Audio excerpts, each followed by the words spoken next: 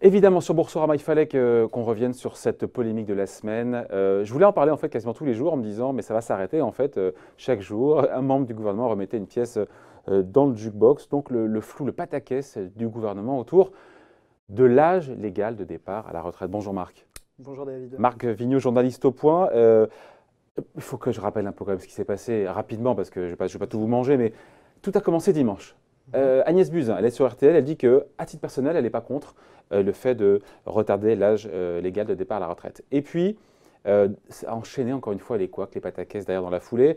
Elle a rétropédalé ensuite devant l'Assemblée nationale, ça c'était mardi. Hier, bien mercredi, on a le porte-parole du gouvernement, Benjamin Griveaux, qui dit que c'est bien au menu des discussions, des travaux qui sont menés par Jean-Paul Delevoye, le haut-commissaire à la réforme des retraites.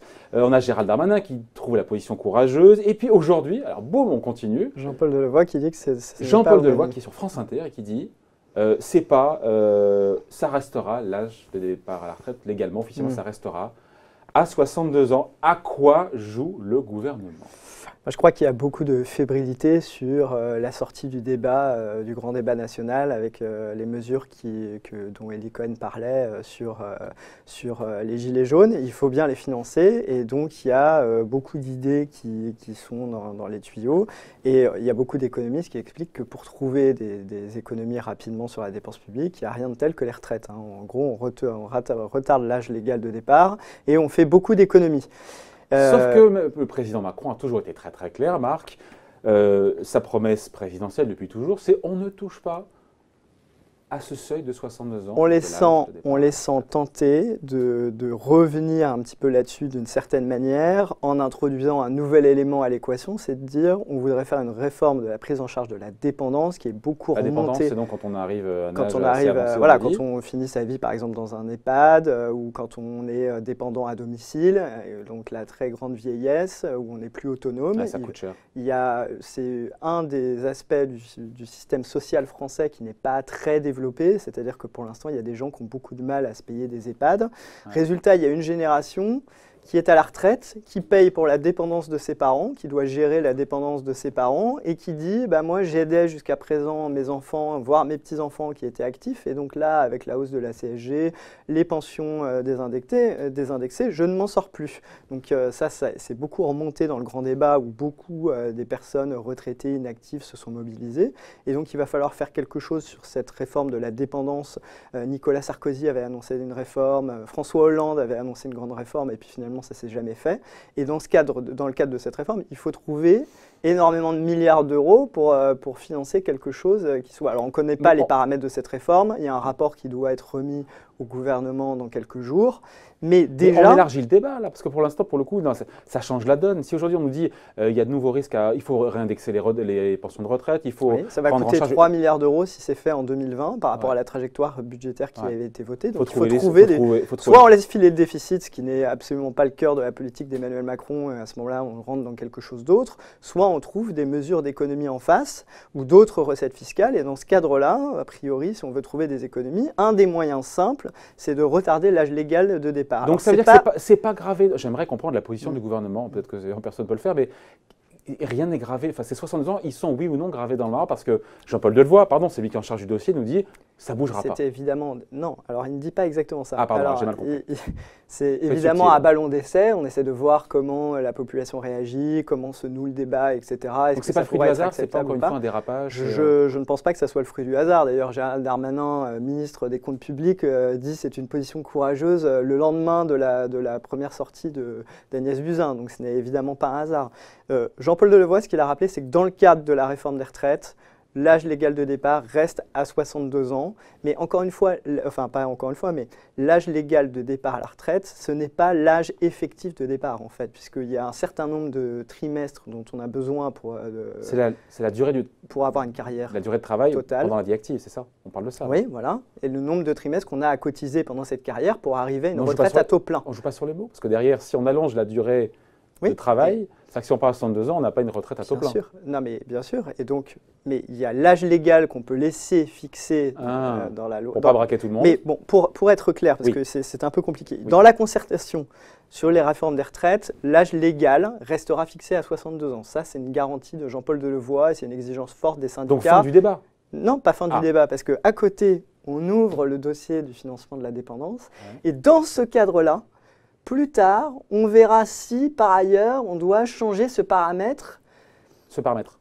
L'âge légal, ou trouver des voies alternatives, et peut-être d'ailleurs qui commencent par parler de l'âge légal pour ne pas finalement le faire, calmer un peu les gens, mais trouver des alternatives moyennant une augmentation du nombre de trimestres à cotiser pendant toute sa carrière pour avoir une retraite à taux plein. Et de fait... C'est une façon détournée de repousser. Oui, quand on dit qu'il faut travailler plus de trimestres ou plus de mois. Et d'ailleurs, Agnès Buzyn n'a pas dit le premier jour « je veux que l'âge légal change ». Elle a dit en gros « je veux qu'on lie, je veux qu'il y ait un allongement de la durée au travail, de la vie au travail ».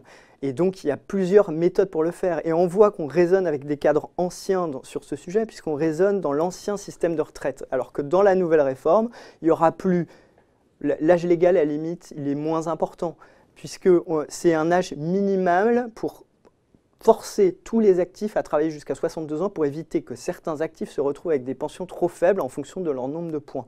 Mais après, ce qui sera déterminant pour savoir l'âge de départ effectif à la retraite, c'est la valeur du point, la façon dont il va être revalorisé pendant toute la carrière, puisque 1 euro cotisé au début de la carrière est censé avoir la même valeur qu'1 euro cotisé en fin de carrière. Donc une des questions essentielles, c'est comment on va revaloriser le point qui a été cotisé en début de carrière 40 ans avant. Et donc, le taux d'indexation de la valeur du point pendant la carrière, le taux de conversion du point au moment de la retraite en euros et le taux d'indexation de la retraite au fur et à mesure du temps pour que la pension ne se dévalue pas à cause de l'inflation. Ces trois grands paramètres, en fait, sont les paramètres essentiels. Et, en fait, rien n'est arrêté là-dessus. Et rien n'est arrêté. Et évidemment, ils sont en train de réfléchir à se dire, si on fait des gestes, qu'on réindexe les pensions sur l'inflation, ça crée un trou budgétaire qu'il va falloir bien combler dans le cadre de cette réforme des retraites. Par ailleurs, on a un énorme problème de dépendance qui est quand même lié à la fin de carrière, au nombre d'années où on reste sans travailler. Il va bien falloir le financer. Et donc tout ça est en réflexion. Et ce qui est au final, c'est très technique, mais ce qui est en réflexion, c'est la valeur du point, le taux de conversion du point, la revalorisation du point au cours de la carrière et la revalorisation de la pension une fois que la première année à la retraite a été validée. Ouais, sachant qu'en toile de fond, on a compris quand même que l'ambition avec ce système de surcote, c'est de pousser les Français. Bien sûr. Alors, dans le cadre de la concertation, si on rentre dans le détail sur la concertation sur la retraite, pour l'instant, le gouvernement avait arbitré, en tout cas Jean-Paul Delevoye avait dit il n'y aura pas de décote, c'est-à-dire que pour inciter les Français à travailler plus longtemps, on fera simplement une surcote sur la valeur du point. Pour inciter les gens à travailler plus longtemps. Voilà, que du bonus. Donc là, maintenant, on voit bien que la question pourrait être, est-ce qu'on va rajouter une décote? Alors, a priori, c'est que du bonus pour l'instant. Ça a été arbitré, donc ça serait difficile de revenir en arrière. Mais il y a d'autres méthodes. Je vous disais, le taux de conversion du point, les indexations. Il y a des règles d'or à inscrire ou non dans le pilotage du système de retraite. On peut introduire une règle d'or en disant... voilà, si on constate un allongement de la durée de la vie à la retraite moyenne, on va trouver une règle d'indexation automatique qui va faire que le système ne pourra pas trop se dégrader financièrement. Qu'est-ce que ça veut dire ça? Ça veut dire que les Français travailleront plus longtemps. Et d'ailleurs, il faut faire comprendre aux Français que c'est indispensable en fonction parce que la démographie est très défavorable. On a de plus en plus de retraités, de moins en moins d'actifs. Donc il va falloir travailler plus longtemps. Après, la question c'est... quelles exceptions pour qui? Est-ce qu'on garde un dispositif carrière longue pour ceux qui ont commencé à travailler très longtemps, pour ceux qui ont des métiers pénibles? Et ça, c'est la solidarité qui sera intégrée à l'intérieur du système. Tout ça, on n'a pas encore les détails parce que si on bouge un boulon, on desserre un boulon, on en resserre un, ça modifie tout l'équilibre du système. Donc avant de savoir, que les concertations se soient terminées et d'avoir tous les paramètres du système, c'est très difficile de connaître ce qu'ils vont retenir comme schéma. C'est très clair tous les paramètres. Après, il n'y a qu'une seule question, mais pardon si je n'ai pas compris. Est-ce que dans le nouveau système de réforme de la retraite à points voulu par Macron, est-ce qu'on pourra partir toujours à 62 ans? Oui, mais moyennant une retraite plus faible. Moyennant une retraite plus faible. Et par ailleurs, ce n'est pas extrêmement clair. Mais ça, c'est pas dit. Attendez. Si, la valeur du point, elle s'indexe en fonction tout d'un coup, c'est pas parce qu'on fait une réforme avec un seul régime universel qu'on peut mettre de côté l'équilibre financier du régime. Au contraire, c'est un des principaux objectifs de cette réforme, c'est de garantir l'équilibre financier à long terme du système. Le point, il n'y a plus besoin. En fait, la valeur du point s'ajuste en fonction des conditions économiques. C'est une boîte noire quand même. La valeur du point, c'est une boîte noire. Bien sûr, c'est une boîte noire, mais l'idée, si c'est un régime en points qui se soucie de l'équilibre financier, c'est que la valeur du point s'ajuste en fonction des conditions économiques et en fonction de l'espérance de vie. Et s'il n'y a pas... Les deux facteurs ne vont pas dans le bon sens quand même. Les deux paramètres-là, non, justement. sont défavorables. Et donc, tout dépendra de la gouvernance du système. Est-ce qu'on met des règles d'or très automatiques sur la valeur du point? Est-ce qu'on laisse une marge d'appréciation aux partenaires sociaux? Est-ce qu'il n'y a pas une forme d'hypocrisie quand même de dire on a pu dire à tous les Français, il faut rabosser jusqu'à 64, 65 ans? Mais et là, finalement, vous partez quand vous voulez. C'est pas tant une hypocrisie, parce que c'est pas l'esprit d'un système par points. L'esprit d'un système par points, c'est d'introduire beaucoup plus de liberté dans le système. C'est de prendre en compte des facteurs d'évolution démographique et économique, mais par contre de laisser à peu près libre les gens de décider, moi, j'estime que j'ai cotisé tant d'années, mon point, il se convertit à tant d'euros, ça me fait tant de retraite par mois, j'estime que c'est assez, je peux partir à la retraite. Ouais. Moi, j'estime que ça ne me va pas, j'estime que j'ai besoin de travailler encore quelques années pour augmenter la valeur de il y aura beaucoup de gens qui seront dans ce cas-là, à mon avis. Mais bien sûr. Mais c'est pas de toute façon, sinon, il n'y a pas besoin de... Ou alors, on n'équilibre pas le système de retraite et on considère qu'on le finance par endettement. Je rappelle qu'on est à près de 100% de dette par rapport à la richesse nationale annuelle. Donc il y a évidemment que c'est un des objectifs de ce système qui a par ailleurs l'avantage de clarifier le système de retraite. C'est-à-dire que quand vous passez d'un métier à l'autre. Aujourd'hui, vous passez d'une caisse à l'autre, ça entraîne des calculs très compliqués. C'est très difficile d'estimer quelle est la valeur de sa retraite avant très tard, surtout quand on a beaucoup changé de régime. Et comme on estime que la société dans laquelle on vit, on va changer de métier beaucoup plus souvent, et il y a des métiers qui vont disparaître, donc on ne peut pas garder des caisses qui sont liées à la démographie d'un métier. Donc il faut un régime universel qui suive le pour parcours lisser professionnel du salarié ou pas. Ça veut dire quoi, on finit là-dessus, Marc? On se pose la question quand même, est-ce qu'il est fragilisé, Jean-Paul Delevoye, pour le coup, parce que il a donné sa parole au syndicat en disant que la borne de 62 ans, on n'y touchait pas. C'est pas encore très clair. Je pense qu'il a été effectivement très surpris des propos de la ministre. Ensuite, on lui a expliqué que c'était peut-être dans le cadre de la dépendance, qu'il fallait réfléchir, etc. Maintenant, il s'en sort en disant « Moi, ma concertation, c'est 62 ans, ça ne bougera pas, etc. Mais dans le cadre d'un autre dossier, ça aura peut-être des répercussions a posteriori sur le schéma que j'aurais défini, mais ce n'est pas exactement la même chose. » Encore une fois, on ne sait pas ce que le gouvernement va faire. Il y a d'autres moyens d'arriver à retarder l'âge effectif de départ des Français à la retraite.